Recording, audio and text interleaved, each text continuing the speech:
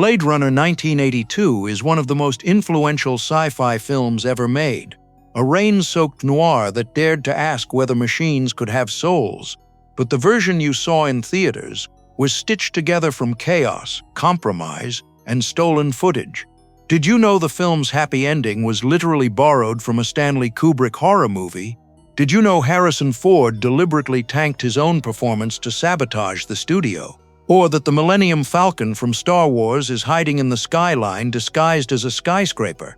Today we're uncovering 20 hidden truths about Blade Runner 1982, including shocking Easter eggs that reveal a secret connection to the alien universe. Number 1.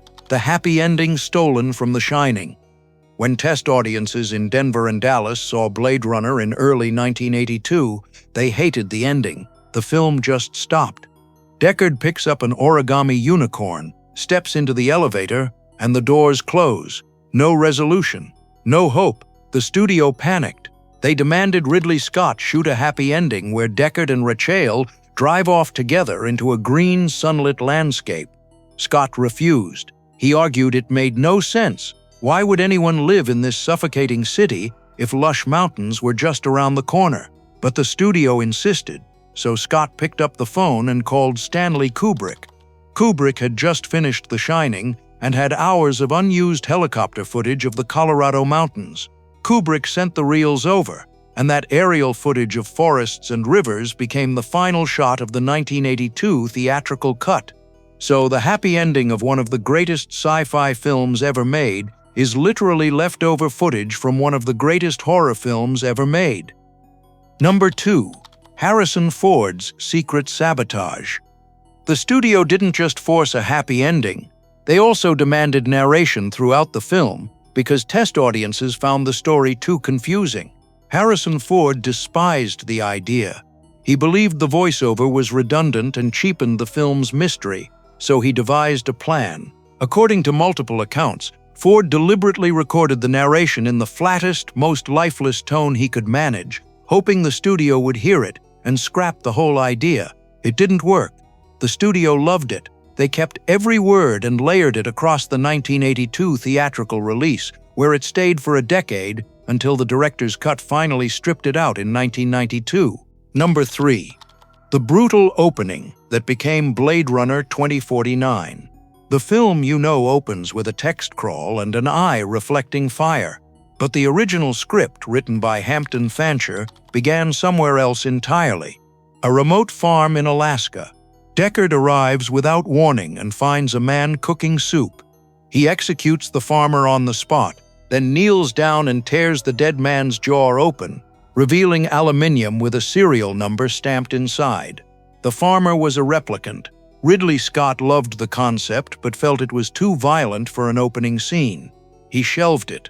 Then, 35 years later, director Denis Villeneuve resurrected the idea almost beat for beat as the opening of Blade Runner 2049, with Dave Bautista as the farmer and Ryan Gosling as the Blade Runner at the door. Number 4. The Millennium Falcon hiding in plain sight. When the visual effects team was building the massive miniature cityscape of Los Angeles 2019, they ran out of time and model buildings.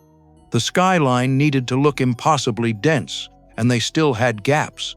So model supervisor Bill George walked into the ILM storage room and pulled out a 5-foot replica of the Millennium Falcon from Star Wars. He stood it upright, coated it in heavy brass etching to disguise the shape, and filmed it as a towering skyscraper glowing in the smog. If you look carefully at the wide shots of the Hades landscape, Han Solo's ship is standing vertically among the buildings of a dystopian future it was never meant to inhabit. Number 5. Mary, the replicant you were never meant to forget. Early in the film, Captain Bryant tells Deckard that 6 replicants escaped to Earth, and 1 was killed trying to break into the Tyrell Corporation. That leaves 5 targets, but Deckard only hunts 4: Zora, Leon, Pris, and Roy Batty. So who is the 5th? Her name was Mary. She was written into the script as a maternal, gentle replicant, played by actress Stacey Nelkin. Her death scene was devastating. Deckard finds her hiding in a wardrobe and he guns her down, her body crumpling like a puppet with its strings cut. But budget cuts forced the production to drop her scenes entirely. The problem was that Bryant's line about 6 replicants had already been filmed.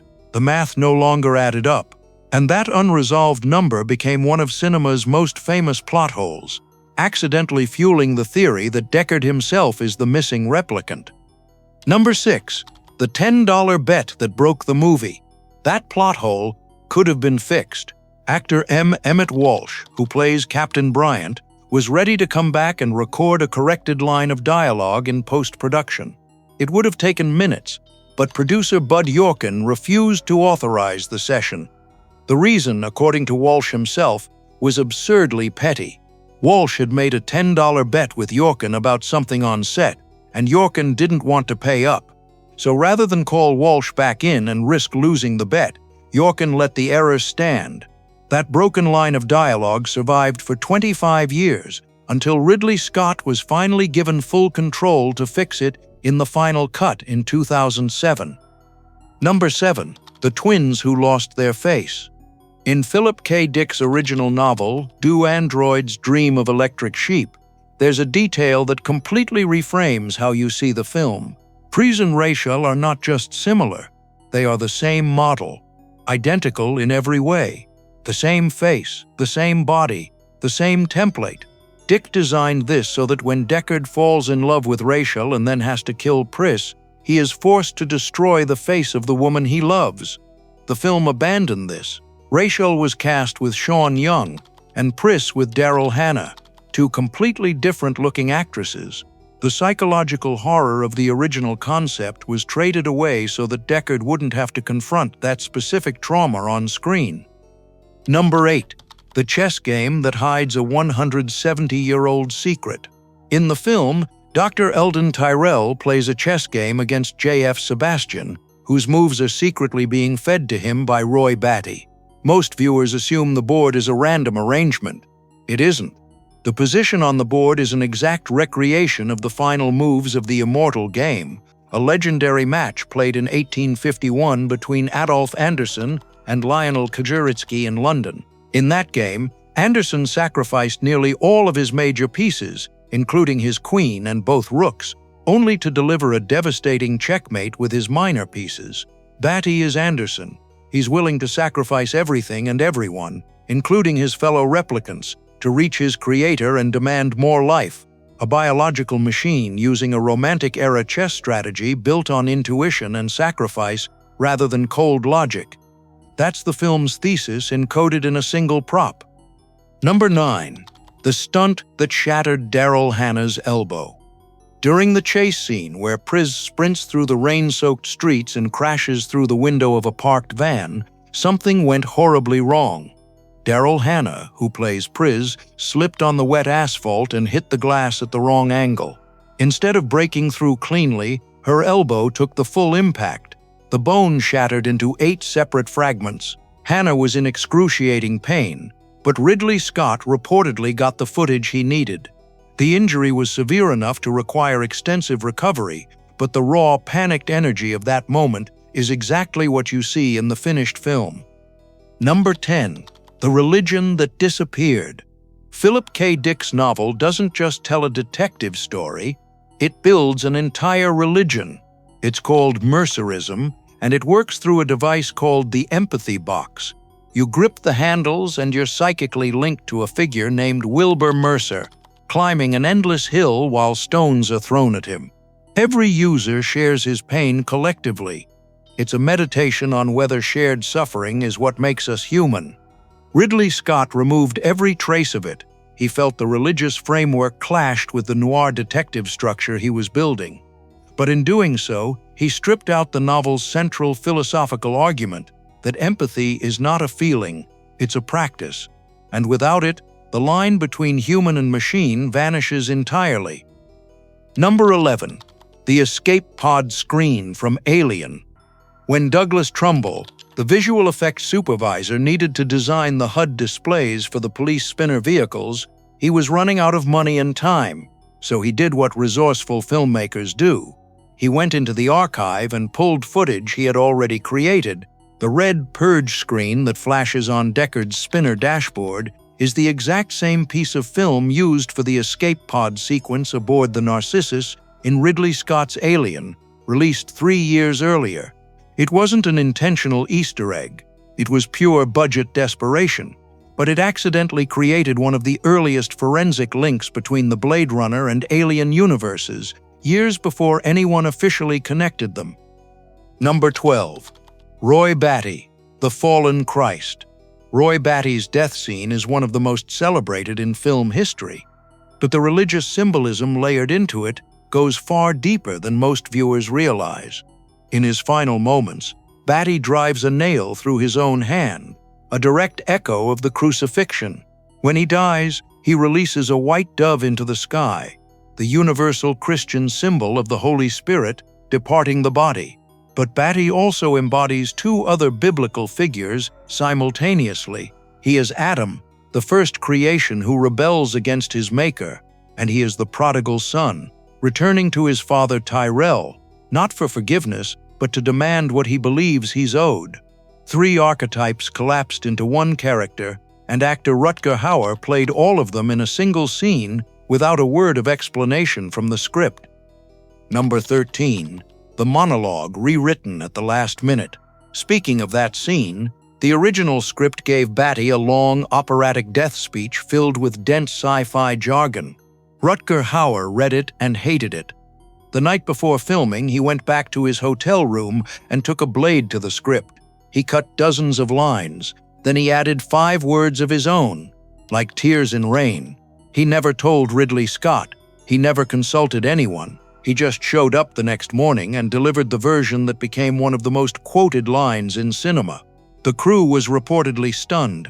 Scott kept the cameras rolling, and the improvisation of a Dutch actor in a hotel room became the emotional climax of a film that defined a genre. Number 14. Peter Weyland's secret grudge against Tyrell. In 2012, when Prometheus was released on Blu-ray, the supplementary materials included a fictional diary written by Peter Weyland, the founder of Weyland-Yutani Corporation from the Alien franchise. In one entry, Weyland writes bitterly about an old mentor who lived in a massive pyramid above the clouds, played God with his creations, gave his androids emotions and limited lifespans, and was ultimately destroyed by his own hubris. Every detail points directly to Dr. Eldon Tyrell. This wasn't accidental. Ridley Scott directed both films. The diary entry canonically establishes that Tyrell Corporation and Weyland-Yutani exist in the same universe, meaning that Deckard's hunt through the neon streets of Los Angeles and Ripley's battle aboard the Nostromo are happening along the same corporate timeline. Number 15. The 3-hour autopsy. There's a deleted scene that fundamentally changes how terrifying the replicants are supposed to be. Early in the film, Deckard was supposed to visit his colleague Dave Holden in the hospital.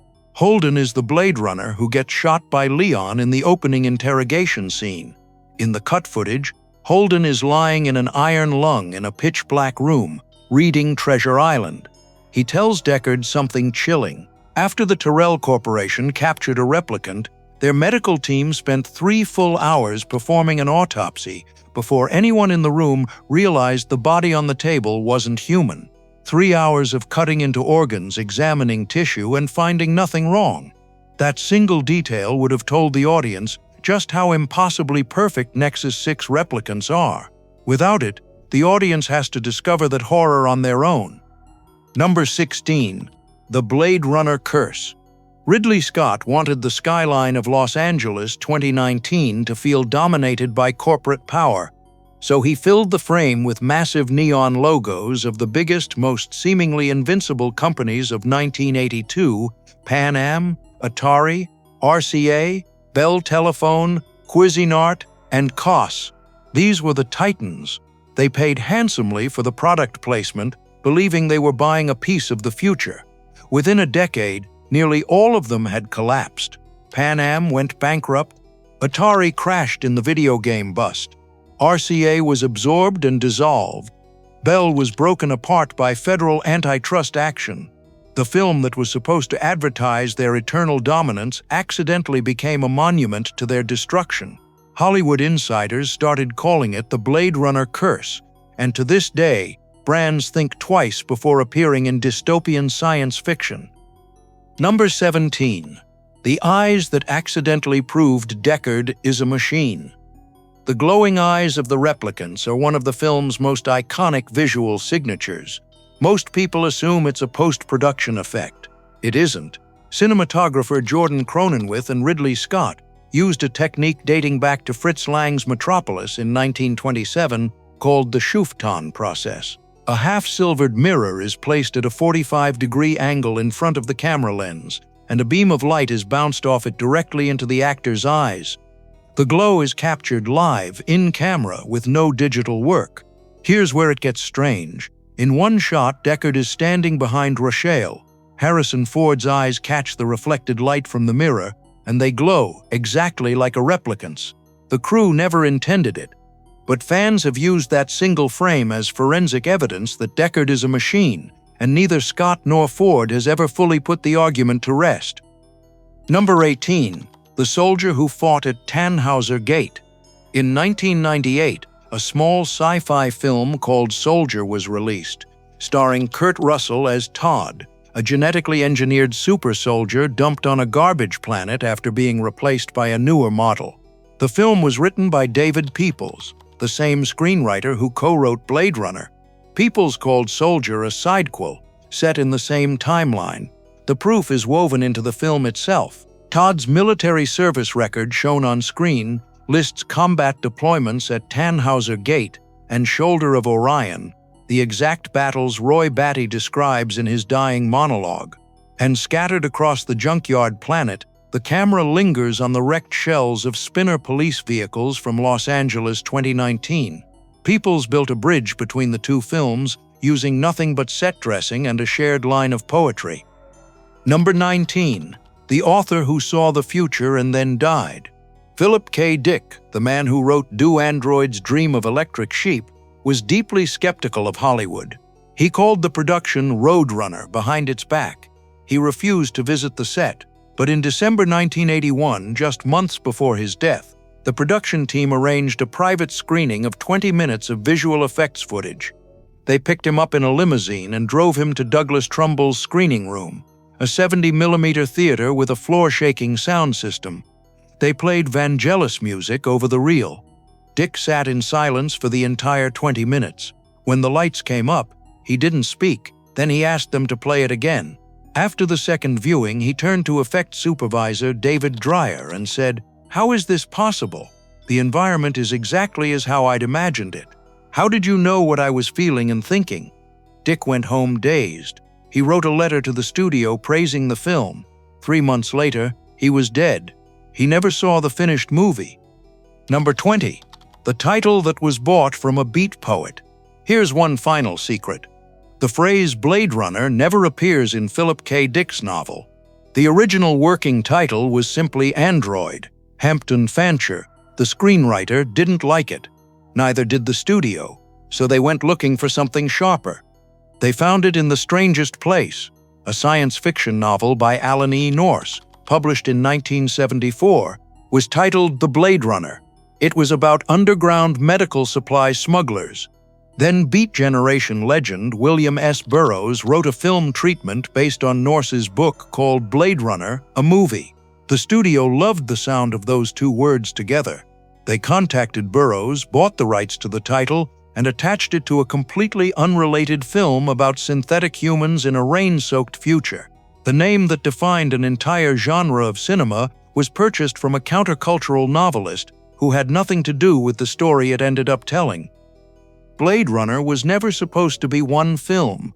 It was a battlefield where a novelist's existential dread, a director's visual obsession, a studio's commercial fear, and an actor's quiet rebellion all collided, and somehow the wreckage became a masterpiece. So here's the question. If the replicants can dream, grieve, love, and fear death, and the humans who hunt them can't even agree on what the movie is about, then who in this story is really the machine?